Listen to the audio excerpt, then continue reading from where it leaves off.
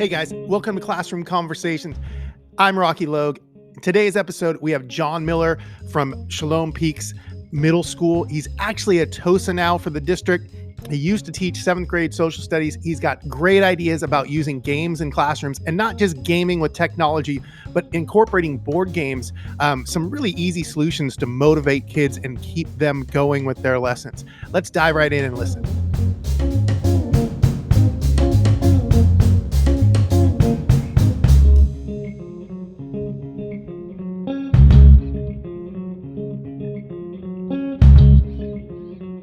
We can just start now. So let's start with, this is John Miller. Good friend of mine, works at Shalom Peaks. I think I always called it Shalom Peaks for a long time, but it's Shalom Peaks, right? In King City. Yeah. And then you can continue introducing yourself a little bit and talk about what you're doing now and what you used to teach. Okay. Yeah. I'm a middle school teacher, and I've taught for 27 years here in King City, all at the middle school, but I've taught 6, 7, and 8. And I've used different credentials and multiple and single subject credentials. So I've get moved around a lot. And the last 10 years, though, I've kind of found a steady position at 7th grade history.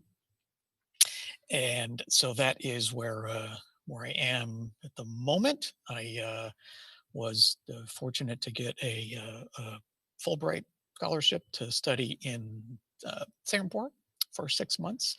Did that in the 2017-18 school year.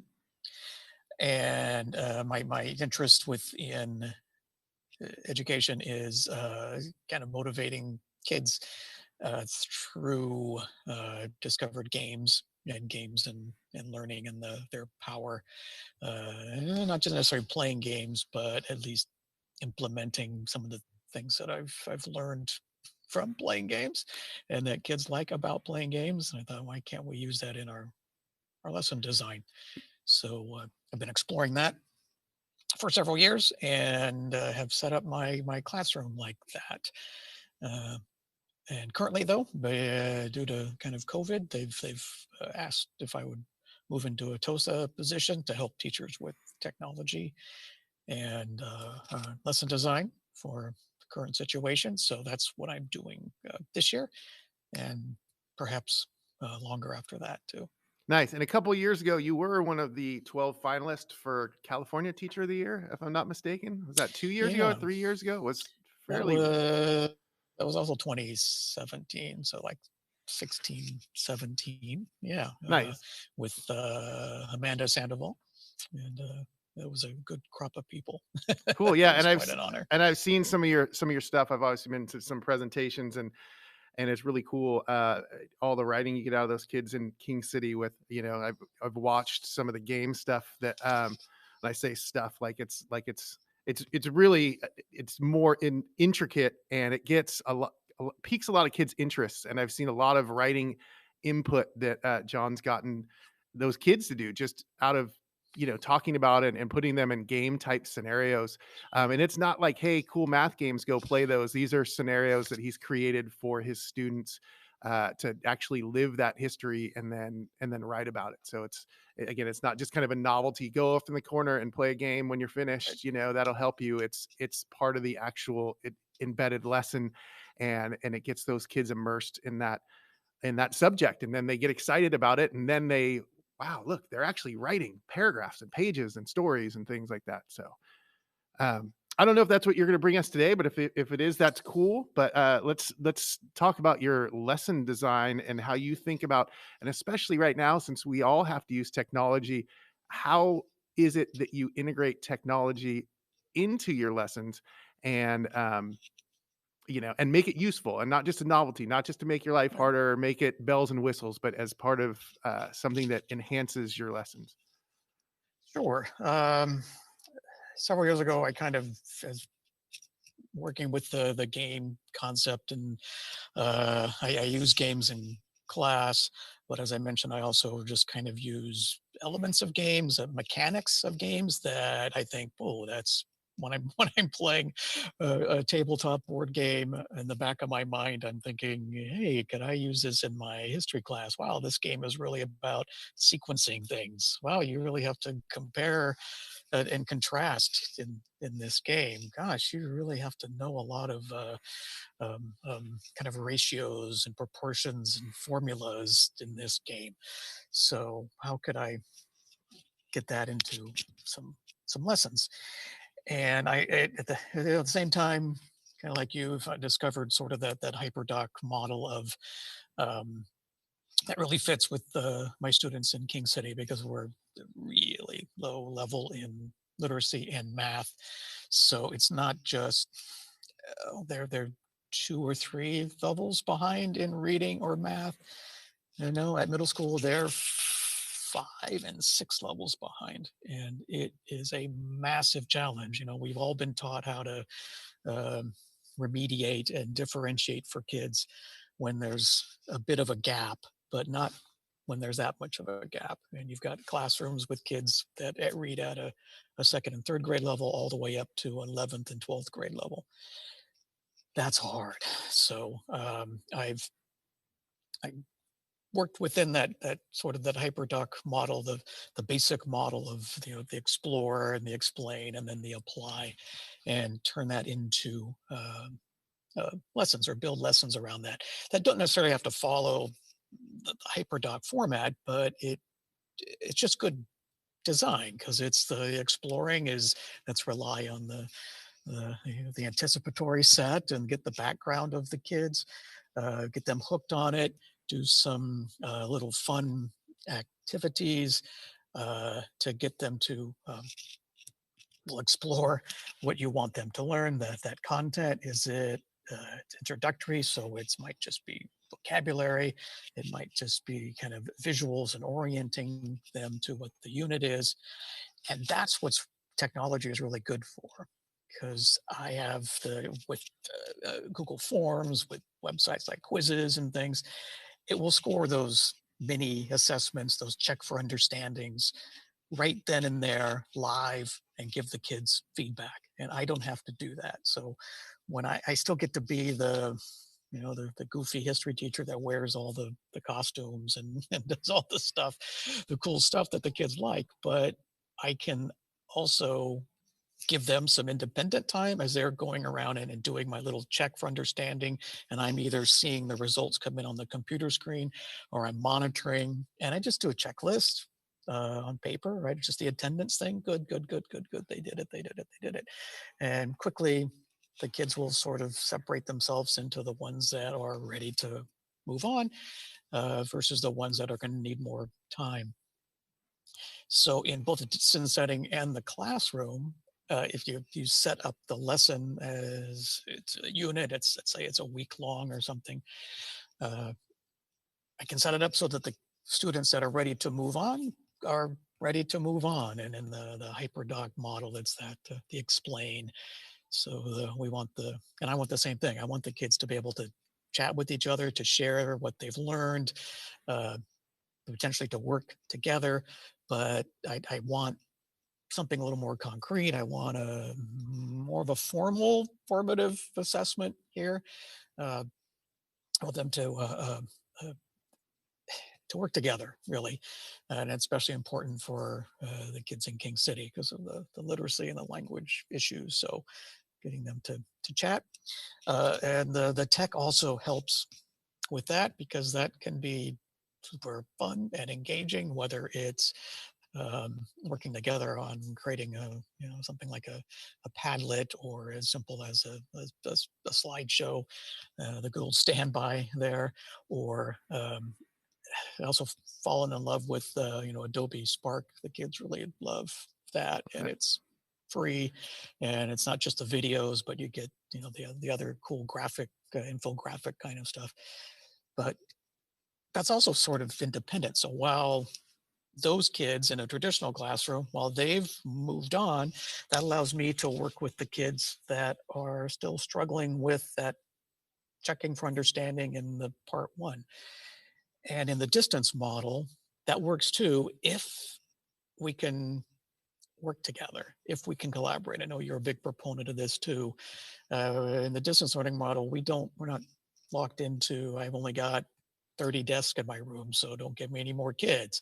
Or I've my walls. You're not bound by those walls anymore.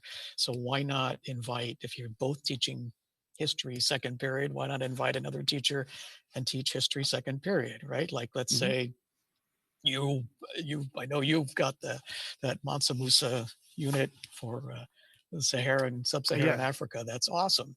So if we were teaching together, I would let you be roll with it like right now, and you would be presenting it. I might put in my 2 cents to help make it a little bit better before we presented it to the kids. But your lesson is better than mine, so you present that, and I'm working the room now. So for in Zoom, I'm pulling kids into the breakout rooms. I'm watching as they're checking for understanding.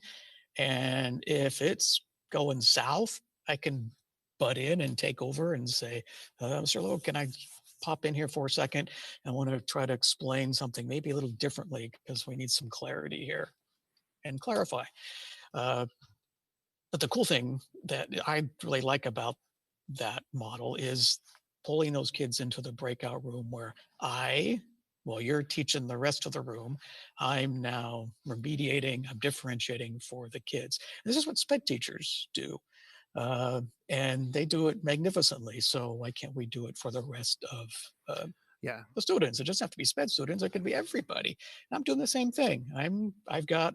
We're making flashcards. I've set up a Google slideshow that we can work on. We're talking about it. We're having discussions. And before they leave that day, all those kids that are working with me are going to take that check for understanding again. And I'm going to monitor, and I'm going to be patting them on the back as they're doing it. And I'm going to be promoting the heck out of them. And sometimes it might mean that we set up, our success criteria is here because it's like a traditional classroom, and we're setting the high standards. The rigor is up here, but that might not be attainable right now because of all the things that are happening in our kids' lives that we're only now sort of grasping. So instead of expecting kids to go from here to here, why don't we just chunk it a little more? And instead of, well, you've got to know those 10 questions before you can move on, how about just 2? Yeah. And great. And then another 2 and another 2. And I can work with those kids.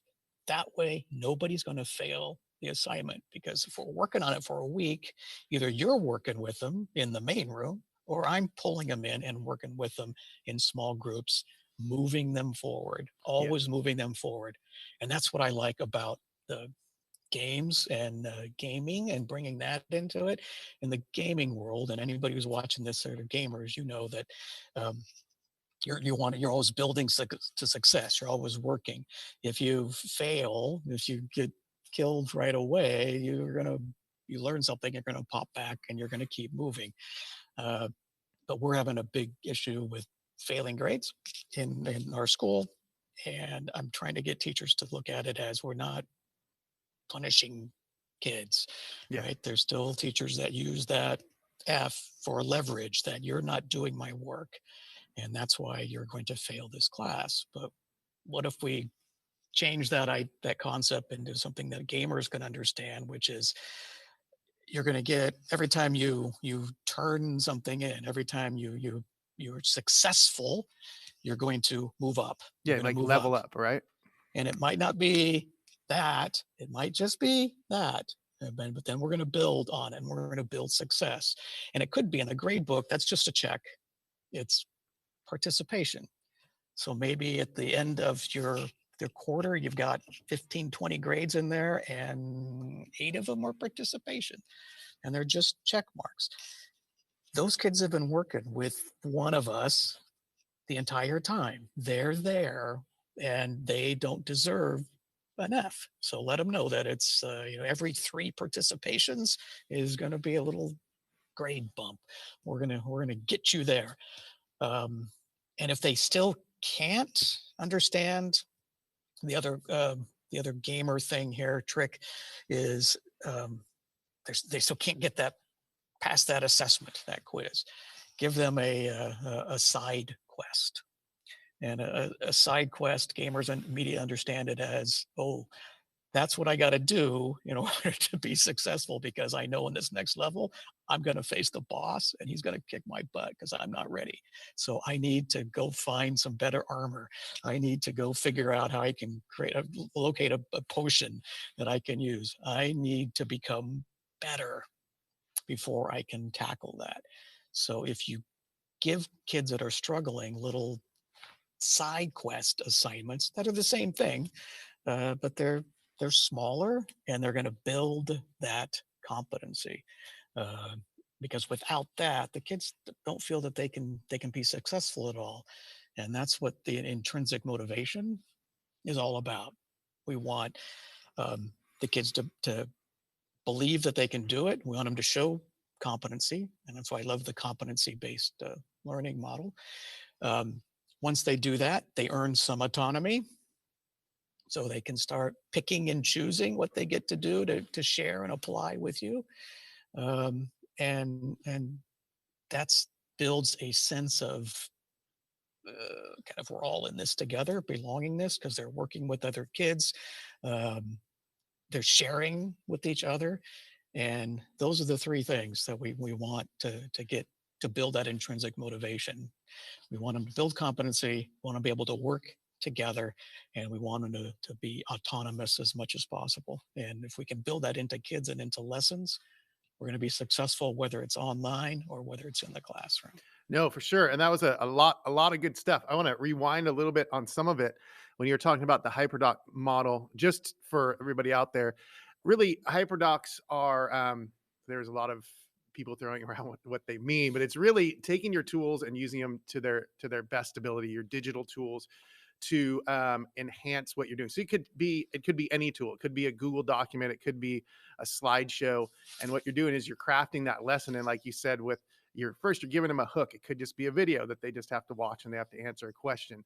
Um, and then it moves on to maybe a little reading that they have to do, and then some questions to answer, or an activity that they have to do. Maybe it tells them to go search for something.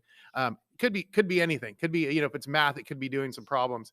And those hyperdocs are really great when you create them and create those lessons, because you can, especially now, you can make digital station rotations. You could make it is accessible for everybody. You could make it so, again, it gives you time for, okay, you're going to do independent practice while I'm going to help these other kids. You also stated, using things like quizzes and these things that correct themselves, because it takes the load off you. One, it takes the load off you. And then Mhm. two, it does give you that, it gives me more time then to read. Our goal this year is to write a good paragraph by the end of the first semester. Well, if I don't have to grade the multiple choice test, I can spend more time giving feedback and reading the paragraph. So it takes my time away from, okay, that's a vocabulary check. It's good to know the vocabulary, but I'm my focus is more on how you use that vocabulary in the paragraph than just memorizing it. So that gets graded on its own. Good, we can check it. The kids even get their feedback. I let the kids take them until they get 100%. So they look at their own feedback and keep doing it. But then I see how well they do with the vocabulary when they actually write their paragraphs and they have to use that vocabulary. So all of those things are great parts of the lesson design. The hyperdocs in the beginning, they take a little bit of work to make, depending on how and I'm going to put some up here so you guys can see, check those out. But once you have them made, you just tweak them every year.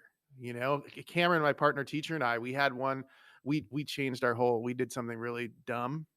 We changed the way we taught everything this year. We went from culture based to theme based. So we're redoing our whole lessons during this pandemic, which is kind of crazy. But the good thing is we just took our old lessons and we just tweak them some. So yeah, it Okay. took us maybe a couple hours to make them in the first place, but this year it takes us 20 minutes to tweak it for what we're using. And then when we go back in real life, we just tweak it again. Um, so all those things are great. I'm looking down my list of stuff. how and you talked about board games and stuff too. I think that's important to know that when you are gamifying your room, again, it's not just bells and what you're using board games, and the philosophy of using those board games is a little bit harder now to use the actual board games, but you could still make them virtual. But how are you using, you know, tangible those board games, one, when we're in real life, to get kids, off the technology, but then like you started on that thought process, and how does that translate now to when we have to be all online and we can't do it analog?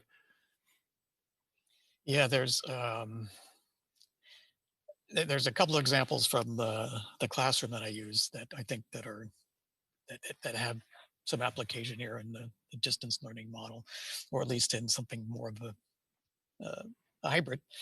Uh, and there's a game called Timeline that is, it's a history nerd's dream because it's really a party game, and all it is. It's a genius idea. They made a lot of money on it. It's just little cards, and on one side of the card is an event that happened, like the first sandwich was made, or the Oh, first nice. telephone call, or something like that. And on the back of the card is the same event, but it has the date on it. So the idea is when you're playing in a group at a party, um, everybody gets these 4 cards face down, and then one at a time, um, you you place a card in the center of the table. You flip one over to start with, and then the next person has to put their card where they think it's going to go in the timeline before or after that event. And you place it, and then you flip it over. And if you're correct, yay, the card stays there. If not, you got to take the card and you get a penalty card. So the first person to get rid of all their cards wins. And the more people do it, obviously, the harder it's going to get because you've got 7, 8, 9, 10, 12 cards out there, and you have to figure out where these things are. And even for the history nerds, there's things on there that Yeah. no history Yeah, nerd just random would stuff even probably. know. Just bizarre stuff. So I saw that and I thought, well, yeah, this game's really about sequencing. It's fun, but it's really about sequencing. So couldn't we do that with lessons? Could you do that with a story for language arts teachers, that you're reading a novel, and have the kids make the cards, give them 10 different events in random order from the story, and they make the cards, but then they play the game with a group of either a pair or maybe 4 people, and they can split the cards up, and they're going to play the game that way. And they don't know what happens, what the answers are, until the final reveal by the teacher. And so we did that in class, and the kids loved it. Yeah, you could And you go ahead. I was gonna say you could do that with all sorts of you could use a slideshow now or a Padlet and have them move things around. Slideshow might be a little easier. I'm even thinking I used to teach just like you in middle school. You kind of teach everything when you teach in middle school. You could even use that in math, like in geometry. If you're doing Yes, proofs, you could have proof order of cards out, operations, order of steps. operations. You could have multi-step equations, and then just put out the different steps, and then just challenge kids that way and say, okay, which step comes first, which step comes second, and then So it can be simple games too, like that's a fairly simple concept to do, but then, like you said, it really seems engaging. I'm already thinking this is perfect. This is something I'm going to do when we come back to. It's great for also as in the regular classroom, I get to go around and I'm looking, but then the kids that are struggling that I already know that are struggling, I can give them a hint. I can say, you better rethink about that one. And now you can do the same thing with, private messages to students who are going to struggle with this. Give them a hint. Nobody else knows. And before you know it, those kids are dragging the things around on the board themselves, and you're patting them on the back, letting them know that they're doing well. Success, right? We want that competency. We want to build that success in the kids.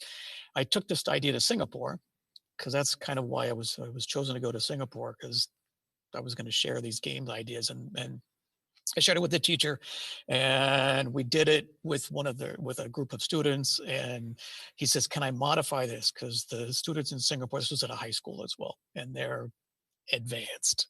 Just leave it at that. They're quite advanced.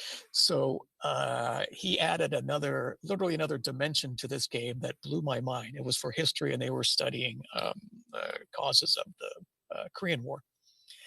And so he did the same thing, ordered it. The kids were deciding what event goes where, and they're moving it. And then he gave them a giant piece of paper that just had an X and a Y axis on it. And he said, now put them in order there on the X axis, but he's used the Y axis too. And he said, now, which ones were more important? And I just went, oh my God, that's great. Yeah, that's Because pretty now cool. the kids are making judgments, right? They're ranking which events. And so now it literally had a second dimension to it. And the game took on a whole new level because now the kids had to defend what their rankings were, not just the order they put them in, but what, why was that one more important than this event? So And it was just great. we're gonna talk about at some point in time. We have a whole unit this year on achievements instead of doing it with each civilization. Now I've already gone, well, we already ranked them.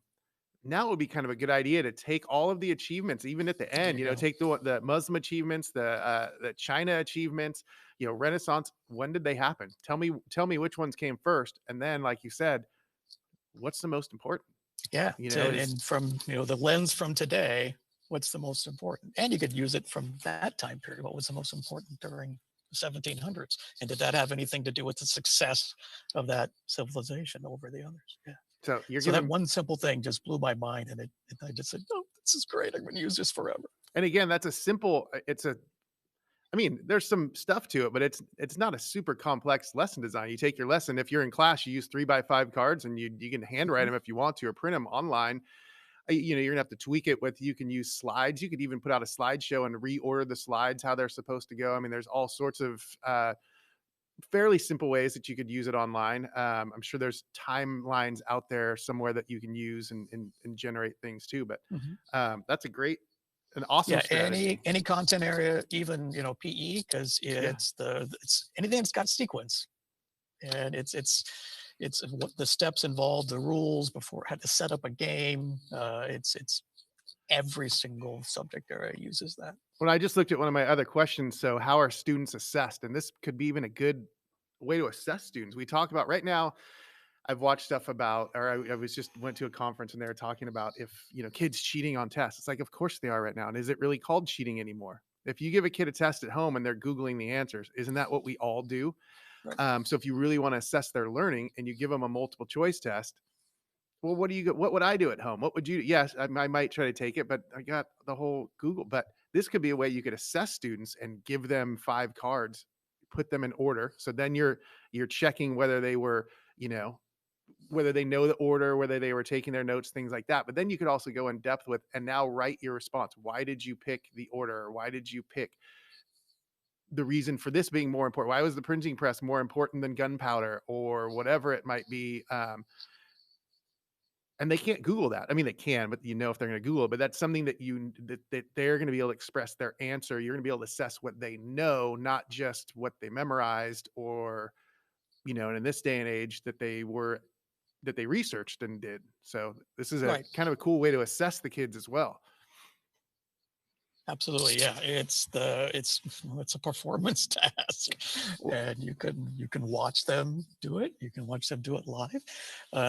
You can do it, privately in the breakout or chat session rooms, or have them flip grid it, or have them create something for you that, yeah, that's just not copied from somebody else. And that's another thing that I love about games, because they playing the games, and I use Minecraft a lot, getting a world and designing a world with a lesson in it, and letting the kids explore the lesson, same model, explore, explain, apply, uh, but they're all doing it in the world. That's an experience. And for, as adults, we kind of look at a game, most of us do, as okay, that's just a distraction, it's just something fun to do. But for kids, no way, man, they are in that world, they are fully immersed into it. So you can have them write from their experience in that world, and you will get the best writing you have ever seen. It's full of rich detail, and it's how they see it. So everybody's going to have a different experience in a world, in a situation like that, and that means you're going to get 100 and plus different essays, different responses, because everybody's looking at it differently and placing emphasis on different aspects of it. Yeah, and I know you used to do, and I think it might be difficult now just because of the logistics. But there's probably a way you could do this. But I remember one of the first things that I learned that you did, at least with Minecraft, was where you had it's pretty crazy. First of all, that you funded laptops for all your kids in your class. That was a big deal. But two, how you had each, and I could be saying this wrong. Um, so in medieval world history, we talked about medieval manners, and then you had each different. Is it true? You had each different class create a manor with everything that would go into that. But they didn't know that they were all creating a manor in the same world Yes. until the end, and then you would have them explore each other's manners and then talk about their experiences. So I don't know if you could share that a little bit.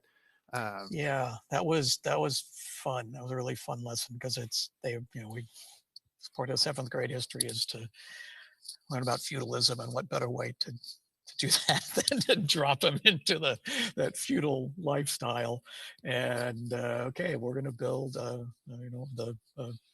the manor house, and we're going to build a feudal community here, and all the things we talk about in class, here it is. Yeah, you're going to have the blacksmith shops, and you can put characters in Minecraft. You can put the characters there and what are their duties, and you're going to have every single thing you need, and where do you place these buildings you're putting in, and it's got crops. What are you growing? So every one of my periods built a manor house, and but also the whole kind of feudal uh, village. And what they didn't know was they were all in the same world. They thought they all had their own. And over a weekend after they were finished, um, over the next hill was the next village. So I built the roads to the next village because they were all kind of linked to each other. And then when they came in that following Monday, the assignment was, okay, you're going to notice there's the road now is built. And in Minecraft, you can put these invisible blocks that the kids couldn't explore. So I had those up too, so they didn't automatically just all run away, because that's what they would do otherwise. yeah.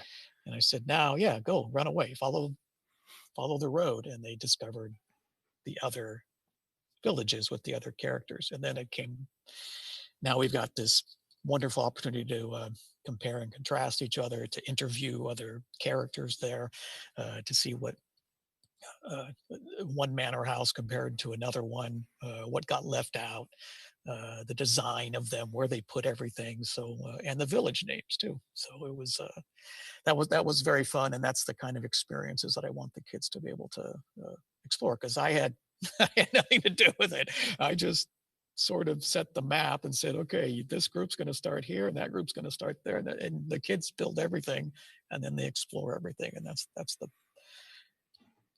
the fun. It's Minecraft and video games like that are really good at opportunities to explore. And it's if you're going to create a lesson in there, creating a lesson that's very linear, go here, then do this, then do this, then do this, then do this, is not going to have as big of an impact as, no, it's kind of a blank world, and I want you to start here. I might have some simple things for you, but you have a task, and it's you're going to build these things out, and I do want you to explore, and I want you to be super creative, and I want you to work together, because that way they are at the end, and the summative assessment, they will have so much more to reflect on and to write about than just by reading something. And I got on this whole thing because we were teaching kids the same writing model. And so when you teach the kids the same writing model year after year, as and what do we get in response, is we get the same dang Yeah, yeah. essays, right? And you know what they're going to say. And for a long time, we did the step up to writing, and which was great in its time and its purpose at that point. But you read the same Step Up to Writing essays. Yeah. And they all use the same, not just the same model, but they're all using the same exact examples. And that's just not good. When you have 100 of those, where we want kids to explore their learning a little deeper and to express themselves, right from themselves and from their heart.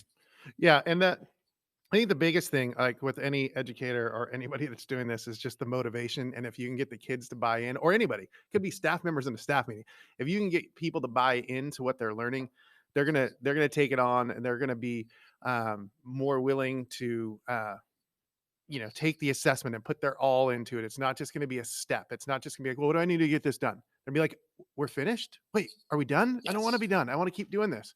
And you're going to get more writing. You're going to get more. So that is a big deal. And I've noticed, like, back to kind of the hyperdoc model and that engagement or that explore. Sometimes it just takes a good video.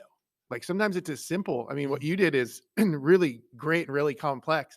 And for some people, might be like, oh, I don't know, I don't know Minecraft. But sometimes it's as simple as I have a Peru slideshow, and we have this Peru tourism board video that I found, and it's an awesome video. Without fail, whenever I start that unit and I play that video, the whole class is captivated, and it's like a 5-minute video. And they're all like, can we go on a field trip there? Can we go? And it just starts asking all these questions. And then teaching about Peru is like, well, okay, what else do you want to know? Like, I'm not even lecturing anymore. They're just, well, what about this? Who's okay? So they're more motivated. And sometimes it is, there's some solutions that are just out there for us to go out and grab and get those kids motivated. Exactly. Yep. Motivation is the key. Motivation. Thanks a lot for joining us. It's always a pleasure talking to you. Absolutely. Yeah, I love talking to you, Rocky. Hopefully we can sit down sometime in person soon and talk about all this stuff. But absolutely. All right. Have a good day. Thank you.